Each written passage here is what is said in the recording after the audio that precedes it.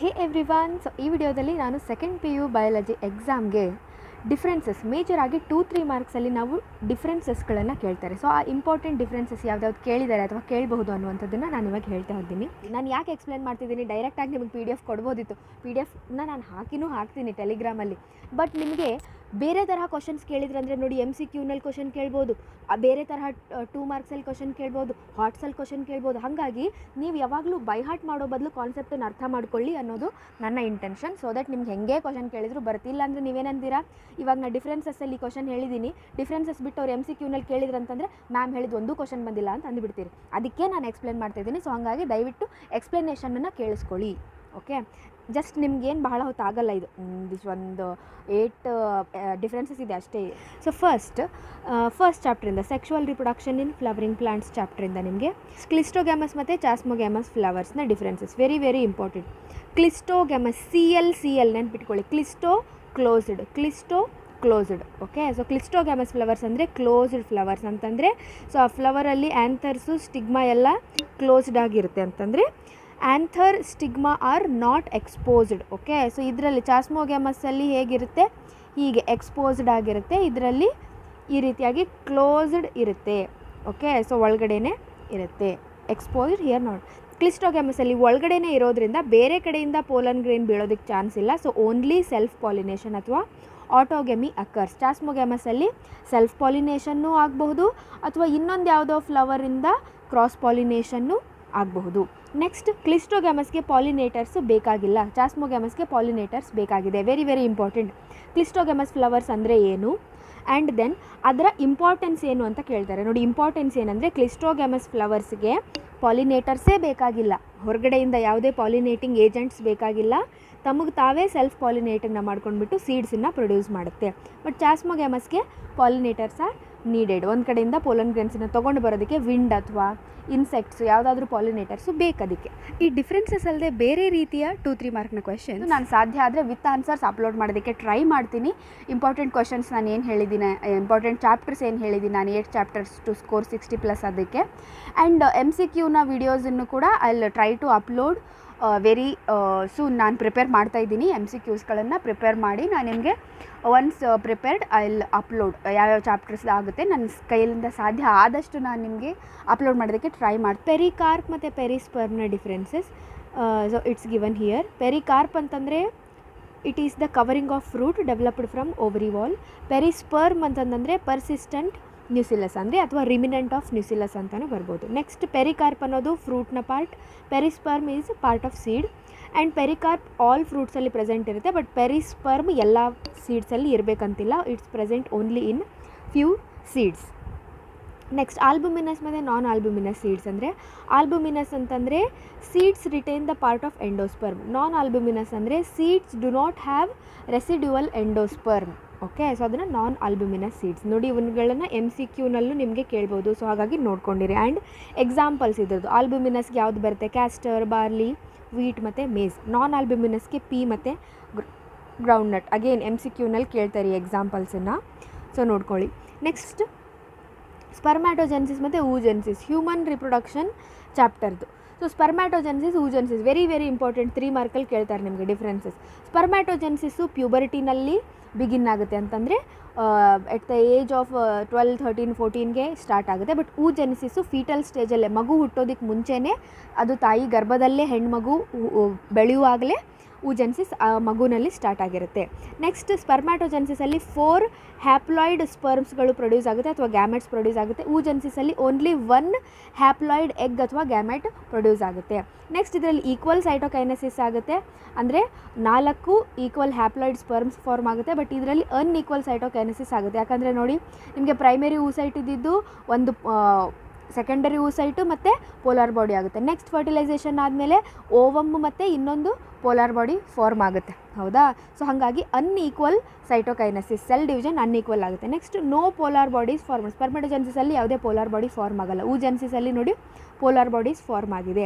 And spermatogenesis adult life full ಅದು ಹಾಗೆ continue ಆಗ್ತಾನೆ ಹೋಗುತ್ತೆ, ಸ್ಪರ್ಮ್ಯಾಟೋಜೆನ್ಸಿಸ್ ಆಗ್ತಾನೆ ಹೋಗುತ್ತೆ. ಆದರೆ ಊಜೆನಿಸಿಸ್ಸು ಮೆನೋಪಾಸಲ್ಲಿ ಸ್ಟಾಪ್ ಆಗುತ್ತೆ, that is at the age of 50 oogenesis stop ಆಗುತ್ತೆ. ಅದನ್ನು ಮೆನೋಪಾಸ್ ಅಂತ ಕರಿತೀವಿ, ಎಂಡ್ ಆಫ್ ಮೆನ್ಸ್ಟ್ರುವಲ್ ಸೈಕಲ್ ಅಂತಲೂ ಕರಿತೀವಿ. ನೆಕ್ಸ್ಟ್ ಮೇಲ್ ಹೆಟ್ರೋಗ್ಯಾಮಿಟಿ ಮತ್ತು ಫೀಮೇಲ್ ಹೆಟ್ರೋಗ್ಯಾಮಿಟಿ. ಇದು principles of inheritance and variation ಚಾಪ್ಟರಿಂದ. ಮೇಲ್ ಹೆಟ್ರೋಗ್ಯಾಮಿಟಿ ನೋಡಿ, ನಿಮಗೆ 2 ಮಾರ್ಕಲ್ಲಿ ಬೇರೆ ತರಹನೂ ಕೇಳ್ಬೋದು ಅಥವಾ 1 ಮಾರ್ಕಲ್ಲಿ MCQ ಅಲ್ಲೂ ಕೇಳಬಹುದು.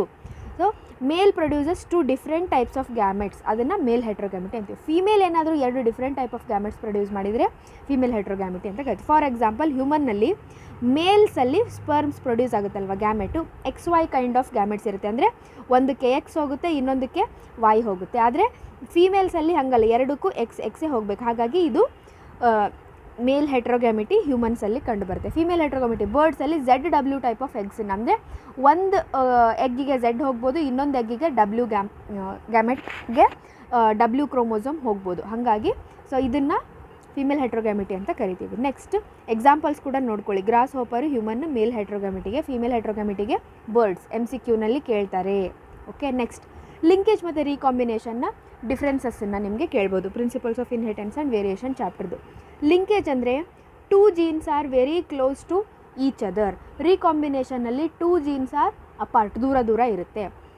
ಸೊ ಲಿಂಕೇಜಲ್ಲಿ ವೇರಿಯಬಿಲಿಟಿ ನಮಗೆ ಕಡಿಮೆ ಆಗುತ್ತೆ, ರೀಕಾಂಬಿನೇಷನಲ್ಲಿ ವೇರಿಯಬಿಲಿಟಿ ಜಾಸ್ತಿ ಆಗುತ್ತೆ. ನೆಕ್ಸ್ಟ್ ಲಿಂಕೇಜಲ್ಲಿ ಜೀನ್ಸ್ಗಳು ಒಂದೇ ಕ್ರೋಮೋಸೋಮ್ ಮೇಲೆ ಲೊಕೇಟ್ ಆಗಿರುತ್ತೆ, ರೀಕಾಂಬಿನೇಷನ್ನಲ್ಲಿ ಜೀನ್ಸ್ಗಳು ಡಿಫ್ರೆಂಟ್ ಕ್ರೋಮೋಸೋಮ್ ಮೇಲೂ ಕೂಡ ಲೊಕೇಟ್ ಆಗಿರುತ್ತೆ. ಓಕೆ, ನೆಕ್ಸ್ಟ್ ಯೂಕ್ರೊಮ್ಯಾಟಿನ್ ಮತ್ತು ಹೆಟೆರೋಕ್ರೊಮ್ಯಾಟಿನ್. ಓಕೆ, ಸೊ ಯೂಕ್ರೊಮ್ಯಾಟಿನ್ ಅಂತಂದರೆ ಲೂಸ್ಲಿ ಪ್ಯಾಕ್ಡ್ DNA. ಸೊ ಹಾಗಾಗಿ ಲೂಸ್ಲಿ ಪ್ಯಾಕ್ ಆಗಿರೋದ್ರಿಂದ DNA ಏನಾಗಿರುತ್ತೆ ಅಂತಂದರೆ ಅದು ಲೈಟಾಗಿ ಸ್ಟೇನ್ ಆಗುತ್ತೆ, ಜಾಸ್ತಿ ಸ್ಟೇನನ್ನು ತೊಗೊಳ್ಳಲ್ಲ.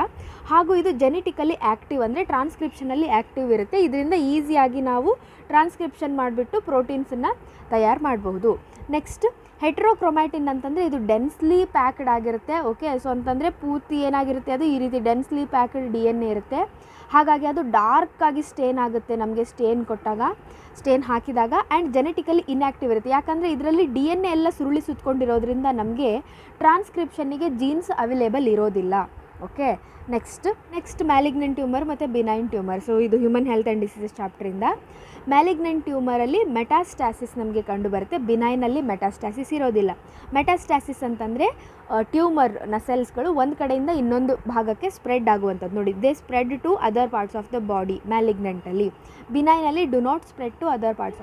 ಮ್ಯಾಲಿಗ್ನೆಂಟ್ ಟ್ಯೂಮರು ಮೋರ್ ಫ್ಯಾಟಲ್, ಭಾಳ ಡೇಂಜರಸ್, ಯಾಕಂದರೆ ಇದು ಬೇರೆ ಕಡೆ ಸ್ಪ್ರೆಡ್ ಆಗುತ್ತೆ. ಇಟ್ ಈಸ್ ಇನ್ವೇಸಿವ್, ಬೇರೆ ಸೆಲ್ಸಿಗೆ ಹೋಗಿ ಇದು ಅಲ್ಲಿ ಸೆಲ್ ಗ್ರೋತನ್ನು ಸ್ಟಾರ್ಟ್ ಮಾಡುತ್ತೆ, ಇನ್ವೇಸಿವ್. ಹಾಗಾಗಿ ತುಂಬ ಡೇಂಜರಸ್. ಬಿನೈನು ಇದ್ದಲ್ಲೇ ಇರುತ್ತೆ, ಲೋಕಲೈಸ್ಡ್ ಟು ಆ ಒಂದು ಪೊಸಿಷನ್ನಿಗೆ ಮಾತ್ರ ಇರುತ್ತೆ, ಮೆಟಾಸ್ಟಾಸಿಸ್ ಆಗಲ್ಲ, ಸ್ಪ್ರೆಡ್ ಆಗಲ್ಲ. ಸೊ ಹಾಗಾಗಿ ಇದು ಕಡಿಮೆ ಹಾರ್ಮ್ಫುಲ್ಲು, ನಾನ್ ಇನ್ವೇಸಿವ್. Next endonucleases, exonucleases. ಇದು ಬಯೋಟೆಕ್ನಾಲಜಿ ಪ್ರಿನ್ಸಿಪಲ್ಸ್ ಆ್ಯಂಡ್ ಪ್ರೊಸೆಸಸ್ ಚಾಪ್ಟರ್ದು. ಸೊ ಎಂಡೋನ್ಯೂಕ್ಲಿಯಸಸ್ ಏನು ಮಾಡುತ್ತೆ, ಸೊ ದಿಸ್ ಈಸ್ DNA ಅಂತಂದರೆ DNA ಒಳಗಡೆ ಕಟ್ ಮಾಡುತ್ತೆ, cleave within the DNA. Exonucleases ಏನು ಮಾಡುತ್ತೆ, ಇದು DNA ಅಂತಂದರೆ DNAಯ ಎಂಡ್ಸಲ್ಲಿ ಕಟ್ ಮಾಡುತ್ತೆ. So endonucleases produce sticky ends. Okay, so ಈ ರೀತಿಯಾಗಿ ಅವುಗಳು ಸ್ಟಿಕ್ಕಿ ಎಂಡ್ಸನ್ನು ಪ್ರೊಡ್ಯೂಸ್ ಮಾಡುತ್ತೆ. ಬಟ್ ಎಕ್ಸೋನ್ಯೂಕ್ಲಿಯಸಸ್ ಎಂಡಲ್ಲಿ ಕಟ್ ಮಾಡೋದ್ರಿಂದ ಯಾವುದೇ ಸ್ಟಿಕ್ಕಿ ಎಂಡ್ಸ್ಗಳು ಪ್ರೊಡ್ಯೂಸ್ ಆಗಲ್ಲ. Examples BAM-H1, ECO-R1. ಎಕ್ಸೋನ್ಯೂಕ್ಲಿಯಸ್ಗೆ ಎಕ್ಸೋನ್ಯೂಕ್ಲಿಯಸ್ 1, 2 ಅಂತ ಹೇಳ್ಬೋದು. ನೆಕ್ಸ್ಟ್ ಫುಡ್ ಚೈನ್ ಮತ್ತು ಫುಡ್ ವೆಬ್ನ ಡಿಫ್ರೆನ್ಸ್. ಓಕೆ, ಸೊ ಇನ್ನೂ ಇದೆಯಾ? ಇದೆ, ಇನ್ನು ಇದೊಂದಾದರೆ ಆಯಿತು. ಓಕೆ, ಸೊ ಫುಡ್ ಚೈನಲ್ಲಿ there is linear flow of energy from one trophic level to another trophic level. ಅಂದರೆ ಫಸ್ಟ್ ಗ್ರಾಸ್ ಹೋಪರ್ ಇರುತ್ತೆ, ಗ್ರಾಸನ್ನು ಗ್ರಾಸ್ ಹೋಪರ್ ತಿನ್ನುತ್ತೆ. ಈ ಗ್ರಾಸ್ ಹೋಪರನ್ನು ಫ್ರಾಗ್ ತಿನ್ನುತ್ತೆ. ಈ ಫ್ರಾಗನ್ನು ಸ್ನೇಕ್ ತಿನ್ನುತ್ತೆ. Okay, so this is food chain. Okay, so ಇದು ಫುಡ್ ಚೈನ್ ಅಂತಂದರೆ ಒಂದು ಟ್ರಾಪಿಕ್ ಲೆವೆಲಿಂದ ಇನ್ನೊಂದು ಟ್ರಾಪಿಕ್ ಲೆವೆಲಿಗೆ ಎನರ್ಜಿ ಟ್ರಾನ್ಸ್ಫರ್ ಆಗುತ್ತೆ. And organism of higher trophic level feeds on specific organism at lower trophic level. ನೋಡಿ, ಸ್ನೇಕು ಫ್ರಾಗನ್ನೇ ಫೀಡ್ ಮಾಡ್ತಾ ಇದೆ, ಫ್ರಾಗು ಗ್ರಾಸ್ ಹೋಪರನ್ನೇ ತಿನ್ನುತ್ತೆ, ಗ್ರಾಸ್ ಹೋಪರು ಗ್ರಾಸನ್ನೇ ತಿಂತಾ ಇದೆ. ಒಂದೊಂದೇ ಆರ್ಗ್ಯಾನಿಸಮ್ ಒಂದೊಂದನ್ನೇ ತಿನ್ನೋದನ್ನು ನಾವು ಇದರಲ್ಲಿ ತೋರಿಸ್ತೀವಿ. ಫುಡ್ ವೆಬ್ ಅಂತಂದರೆ it is inter connected network of many food chain. ನೋಡಿ, ಇದರಲ್ಲಿ ನಾವು ನೋಡಿ ಸ್ನೇಕನ್ನು ಈಗಲ್ಲೂ ತಿನ್ನಬಹುದು, ಅಥವಾ ನೆಕ್ಸ್ಟ್ ಇದೇ ಫ್ರಾಗನ್ನು ಬೇರೆ ಇನ್ನೊಂದು ಯಾವುದೋ ಎನಿಮಲ್, ಅಥವಾ ಇದೇ ಸ್ನೇಕನ್ನು ಲಯನ್ ತಿನ್ನಬಹುದು. ಈಗಲ್ಲೂ ಲಯನ್ನನ್ನು ಮ್ಯಾನ್ ಬೇಟೆಯಾಡಬಹುದು. ಓಕೆ, ಆ್ಯಂಡ್ ದೆನ್ ನೆಕ್ಸ್ಟ್ ಈ ಗ್ರಾಸನ್ನು ಕೌ ತಿನ್ನಬಹುದು. ಹೌದಾ? ಸೊ ಈ ಕೌವನ್ನು ನೆಕ್ಸ್ಟ್ ಲಯನ್ ತಿನ್ನಬಹುದು. ಓಕೆ. ಸೊ ಈ ರೀತಿಯಾಗಿ ಇಂಟರ್ ಕನೆಕ್ಟೆಡ್ ಮೆನಿ ಫುಡ್ ಚೈನ್ಸ್ಗಳು ನೋಡಿ, ಗ್ರಾಸ್, ಕೌ, ಲಯನ್, ಮ್ಯಾನ್, ಹೌದಾ. ಸೊ ಈ ರೀತಿಯಾಗಿ ಏನಾಗಿದೆ ನೋಡಿ, ಇಲ್ಲೊಂದು ಫುಡ್ ಚೈನ್, ಇಲ್ಲೊಂದು ಫುಡ್ ಚೈನ್, ಅವು ಇಂಟರ್ ಕನೆಕ್ಟೆಡ್ ಆಗಿದೆ. ಈ ತರಹ interconnected network of many food ಚೈನನ್ನು ಫುಡ್ ವೆಬ್ ಅಂತ ಕರಿತೀವಿ. ಸೊ ಹಾಗಾಗಿ ಹೈಯರ್ ಟ್ರಾಪಿಕ್ ಲೆವೆಲಿನ ಆರ್ಗ್ಯಾನಿಸಮ್ಮು ಕೌ ಮೇಲಾದರೂ ಫೀಡ್ ಮಾಡ್ಬೋದು, ಸ್ನೇಕ್ ಮೇಲೆ ಫೀಡ್ ಮಾಡಬಹುದು, ಫ್ರಾಗನ್ನು ತಿನ್ಬೋದು, ಈಗಲನ್ನು ತಿನ್ಬಹುದು. Okay. So many lower trophic ಲೆವೆಲಿನ ಆರ್ಗ್ಯಾನಿಸಮ್ಸನ್ನು ಅದು ತಿನ್ನಬಹುದು. ನೆಕ್ಸ್ಟ್ ಹೋಮೋಲಾಗಸ್ ಎನೋಲಾಗಸ್ ಆರ್ಗನ್ಸ್ನ ಡಿಫ್ರೆನ್ಸ್ ಎವಲ್ಯೂಷನ್ ಚಾಪ್ಟರಿಂದ. ಸಿ, ಹೋಮೋಲಾಗಸ್ ಆರ್ಗನ್ಸ್ ಅಂದರೆ ಸಿಮಿಲರ್ ಒರಿಜಿನ್ ಮತ್ತು ಸ್ಟ್ರಕ್ಚರನ್ನು ಹೊಂದಿರ್ತಾವೆ. ಎನೋಲಾಗಸ್ ಅಂದರೆ ಎನಾಟಮಿಕಲಿ ಡಿಫ್ರೆಂಟ್ ಸ್ಟ್ರಕ್ಚರ್ ಮತ್ತು ಒರಿಜಿನನ್ನು ಹೊಂದಿರುತ್ತೆ. ಬಟ್ ಹೋಮೋಲಾಗಸ್ ಆರ್ಗನ್ಸ್ ಏನು ಮಾಡುತ್ತೆ, ಸಿಮಿಲರ್ ಒರಿಜಿನ್ ಸ್ಟ್ರಕ್ಚರ್ ಇದ್ರೂ ಬೇರೆ ಬೇರೆ ಫಂಕ್ಷನನ್ನು ಮಾಡ್ತಾ ಇರುತ್ತೆ. ಸೊ ಇದು ಡೈವರ್ಜೆಂಟ್ ಎವಲ್ಯೂಷನ್ನಿನ ಒಂದು ರಿಸಲ್ಟ್ ಆಗಿದೆ. ಅಂತಂದರೆ ನೋಡಿ, ಸೇಮ್ ಒರಿಜಿನ್ನು ಆದರೆ ಬೇರೆ ಬೇರೆ ಫಂಕ್ಷನನ್ನು ಮಾಡುವಂಥದ್ದು. ಫಂಕ್ಷನ್ ಬೇರೆ, ಒರಿಜಿನ್ನು ಸ್ಟ್ರಕ್ಚರು ಸೇಮು, ಹೌದಾ. For example 4 limbs of man, bat, whale, ಹೌದಾ. ಸೊ ಇವೆಲ್ಲವೂ ಏನಂತಂದರೆ ಇದ್ರದ್ದು ಸ್ಟ್ರಕ್ಚರ್ ಸೇಮ್ ಇದೆ, ಒರಿಜಿನ್ ಸೇಮ್, ಎಲ್ಲವೂ ಮ್ಯಾಮಲ್ಸೇ, ಹೌದಾ. So all are mammals. ಆದರೆ 4 limb ಮನುಷ್ಯನ 4 limbs ಅಂದರೆ ಕೈಗಳು, ಬ್ಯಾಟ್ನ 4 limbs ಹಾರೋದಕ್ಕೆ ಬಳಸುತ್ತೆ, ವೇಲ್ನ 4 limbs ಏನು ಮಾಡುತ್ತೆ, ಅದು ಈಜೋದಕ್ಕೆ, ನೀರಲ್ಲಿ ಈಜೋದಕ್ಕೆ ಬಳಸುತ್ತೆ. Different function. ಸೊ ಹಾಗಾಗಿ ಇದು ಡೈವರ್ಜೆಂಟ್ ಎವಲ್ಯೂಷನ್. ನೆಕ್ಸ್ಟ್ ಎನೋಲಾಗಸ್ ಆರ್ಗನ್ಸ್ ಅಂದರೆ ನೋಡಿ, ಡಿಫ್ರೆಂಟ್ ಒರಿಜಿನ್ನು, ಡಿಫ್ರೆಂಟ್ ಸ್ಟ್ರಕ್ಚರ್ ಇರುತ್ತೆ, ಆದರೆ ಎಲ್ಲವೂ ಒಂದೇ ಫಂಕ್ಷನ್ ಮಾಡೋದಕ್ಕೆ ಅವುಗಳನ್ನು ಅಡಾಪ್ಟ್ ಆಗಿರುತ್ತೆ, ಸೇಮ್ ಫಂಕ್ಷನನ್ನು ಮಾಡುತ್ತೆ. So this is convergent evolution. Converge ಆಗ್ತಾ ಇದೆ, ಎವಾಲ್ವ್ ಆಗ್ತಾ ಕಾನ್ವರ್ಜ್ ಆಗ್ತಾ ಇದೆ. ಸೊ ವಿಂಗ್ಸ್ ಆಫ್ ಬರ್ಡ್ಸ್ ಮತ್ತು ಇನ್ಸೆಕ್ಟ್ಸ್ ನೋಡಿ, ಅದರದ್ದು ವಿಂಗ್ಸ್ ಆಫ್ ಬರ್ಡ್ಸ್ ಅಂತ ನೋಡಿ, ಇವು ಬರ್ಡ್ಸ್, ಇನ್ಸೆಕ್ಟ್ಸ್ ಅಂದರೆ ನಾನ್ ಇನ್ವರ್ಟಿಬ್ರೇಟ್ಸು, ಬರ್ಡ್ಸ್ ಅಂದರೆ ವರ್ಟಿಬ್ರೇಟ್ಸ್, ಹೌದಾ. ಎರಡರದ್ದು ಒರಿಜಿನ್ ಬೇರೆ ಆ್ಯಂಡ್ ಸ್ಟ್ರಕ್ಚರ್ ಬೇರೆ ಇರುತ್ತೆ. ಬರ್ಡ್ಸ್ನಲ್ಲಿ ಏನಿರುತ್ತೆ ಅಂತಂದರೆ it is made up of muscles, ಬೋನ್ಸಿಂದ ಆಗಿರುತ್ತೆ. ಇನ್ಸೆಕ್ಟ್ಸಲ್ಲಿ ಮಸಲ್ ಇಲ್ಲ, ಬೋನ್ ಇಲ್ಲ, ಜಸ್ಟ್ ಒಂದು ಮೆಂಬ್ರೇನ್ ಇರುತ್ತೆ, ಅದಷ್ಟೇ, ಹೌದಾ. ಸೊ ಅದು ಮಾಡ್ತಿರೋ ಫಂಕ್ಷನ್ ಏನು, ಫ್ಲೈಯಿಂಗ್, ಹೌದಾ. ಸೊ ಈ ತರಹ. Next convergent evolution, divergent evolution. Same divergent evolution ಅಂತಂದರೆ ನಿಮಗೆ ಅದರಲ್ಲಿ ಹೋಮೋಲಾಗಸ್ ಬರುತ್ತೆ, ಕಾನ್ವರ್ಜೆಂಟಲ್ಲಿ ಎನೋಲಾಗಸ್ ಬರುತ್ತೆ. ಸೊ ಇದನ್ನು ಸ್ವಲ್ಪ ನೋಡ್ಕೊಂಡ್ಬಿಡಿ. ಡಿಫ್ರೆಂಟ್ ಸ್ಪೀಶೀಸು ಸೇಮ್ ಫಂಕ್ಷನ್ ಮಾಡೋದಕ್ಕೆ, ಆ ಸ್ಪೆಸಿಫಿಕ್ ಎನ್ವಿರಾನ್ಮೆಂಟಿಗೆ ಅಡಾಪ್ಟ್ ಆಗೋದಕ್ಕೆ ಏನು ಮಾಡುತ್ತೆ, ಅವುಗಳು ಎವಾಲ್ವ್ ಆಗುತ್ತೆ. ಕಾನ್ವರ್ಜೆಂಟ್. ಡೈವರ್ಜೆಂಟಲ್ಲಿ ಏನು ಮಾಡುತ್ತೆ, ಸೇಮ್ ಸ್ಪೀಶೀಸು ಬೇರೆ ಬೇರೆ ಕೆಲಸ ಮಾಡೋದಕ್ಕೆ, ಸೇಮ್ ಸ್ಪೀಶೀಸು ಬೇರೆ ಬೇರೆ ಕೆಲಸ ಮಾಡೋದಕ್ಕೆ ಹೋಗಿ ಅವು ಡಿಫ್ರೆಂಟ್ ಸ್ಪೀಶೀಸ್ ಆಗಿ ಅವು ಅಡಾಪ್ಟ್ ಆಗಿರುತ್ತೆ. That is divergent evolution. Next innate immunity, acquired immunity ಮತ್ತು active immunity, passive immunity. Last this human health and ಡಿಸೀಸಸಲ್ಲಿ ಇನ್ನೇಟ್ ಇಮ್ಯುನಿಟಿನಲ್ಲಿ ಏನಾಗುತ್ತೆ ಅಂತಂದರೆ, ಇದು ಬೇಡ, immunity present from the birth.